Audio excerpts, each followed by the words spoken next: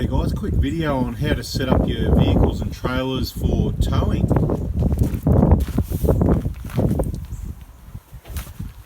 Let's have a look at a picture of one that's set up completely wrong.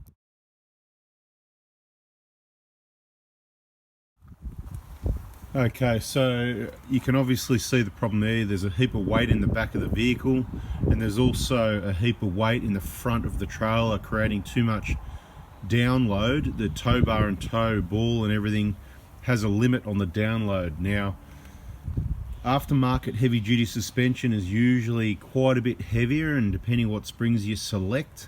I'm going to add 100 kilos to the back of this again for a moment, and you can see not a lot of movement. Okay, so if you add 100 kilos and it doesn't move much, and then you add a trailer and it goes down a long way, it means you've got way too much weight on the tow ball. So let's have a look at it with the vehicle with the suspension change, but there's still the same overloaded problems, and then we'll talk about some of the solutions and what the correct weights are.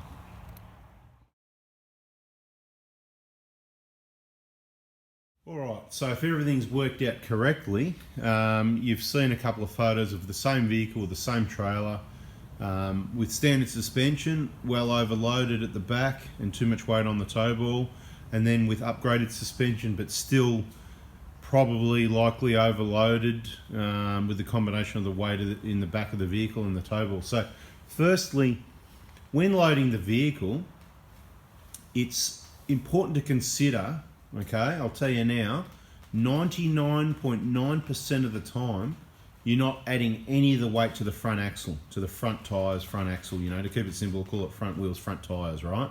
When you, the driver, hop in the vehicle, it may add sort of half to the front, half to the back.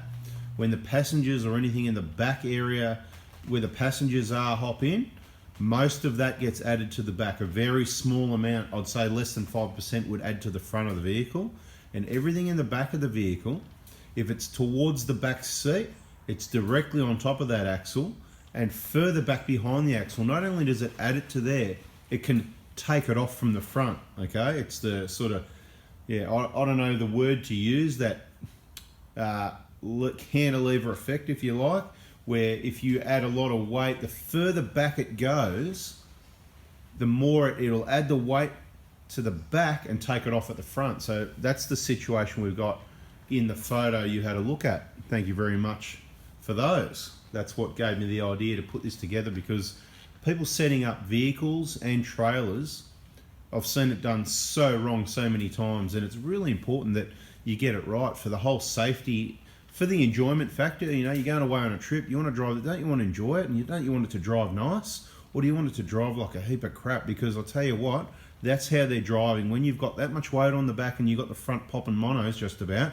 you nearly got the front wheels, you know, off the ground, and then you've got your shockers topping out. You got all, I'm not even going to go into it. Let's go into what's the right way to set things up. Now, if you look at the manufacturer or the tow bar manufacturer specifications, usually printed on a label in the driver's door and or on the tow bar, you'll see that they recommend a maximum of 10%. Every time I've seen it, I'll say every time, so every time I've seen it, it's not saying we recommend 10%. Some people will say that. This is the misconception, okay? So we're going to iron it out. I'm going to give you all my experiences, obviously, as a vehicle technician with vehicles with towing. I've done a lot of towing, lots of different trailers, set up trailers, adjusted weights and things, boats, campers, whatever, trying to get it right so you get the right weight on the tow ball. So I'm going to try and cover as much information as I can in about 10 minutes. So stick with me if you can. I'll try not to take too much longer. So the tow bar, let's say the towing capacity is 2.5 ton. The tow ball is going to say, and the tow bar is going to say maximum down weight of 250 kilos. Well, 250 is a lot, right? 250 is a heap of weight. You don't need to have 250, okay? Now, it's a safety situation where if you haven't got enough weight on the tow ball, that does massively increase the chance of, you know, geez, I've lost the word, you know, you get the sways up and you jackknife, right? Jackknife is the one that I was after, right? So Once something starts swaying, I just want to let you know, it can get quite scary. So if you haven't towed something heavy before, make sure you understand this. Maybe even do a driving course, understand it before you do, before it's too late. Do you want to be dead? Do you want people you know to be dead, or people you don't know? It's very dangerous. One of the most dangerous things kind of going around today. So, okay, in my opinion, a good tow ball down weight is around about 5%. So 5% is, if you're towing a trailer of about 1 ton, about 50 kilos is plenty, okay?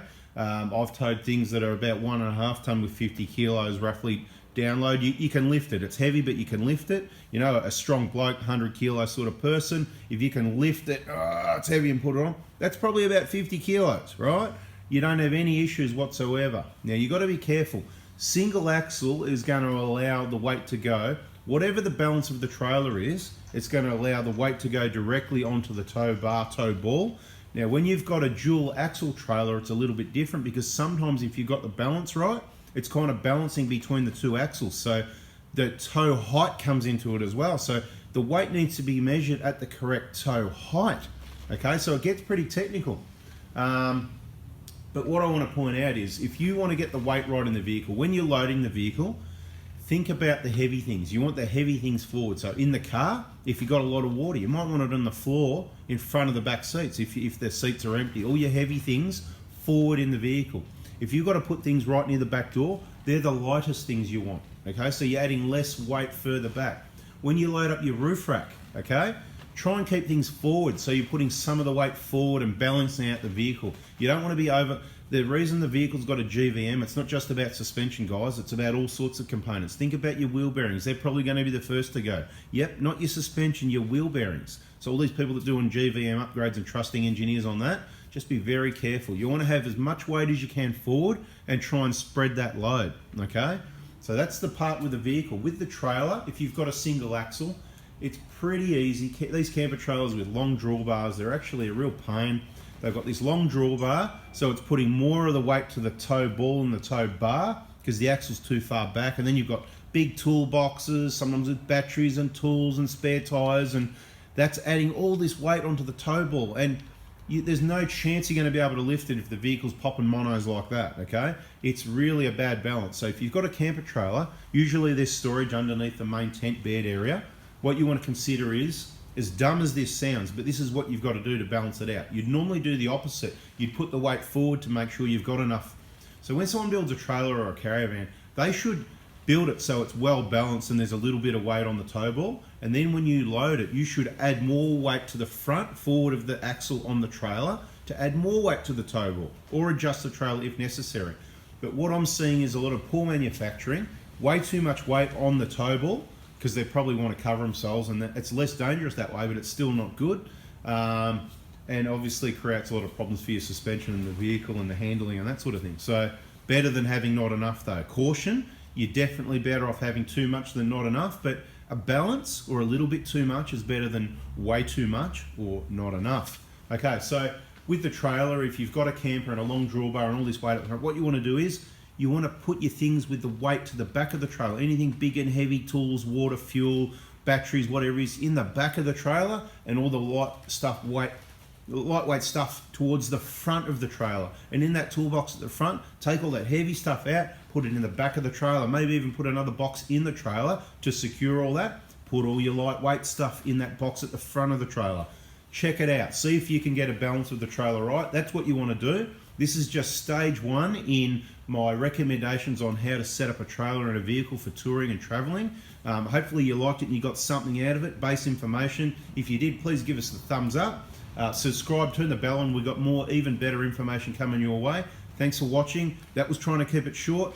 Bada bing, bada boom. See ya. Hope that helps. See you guys.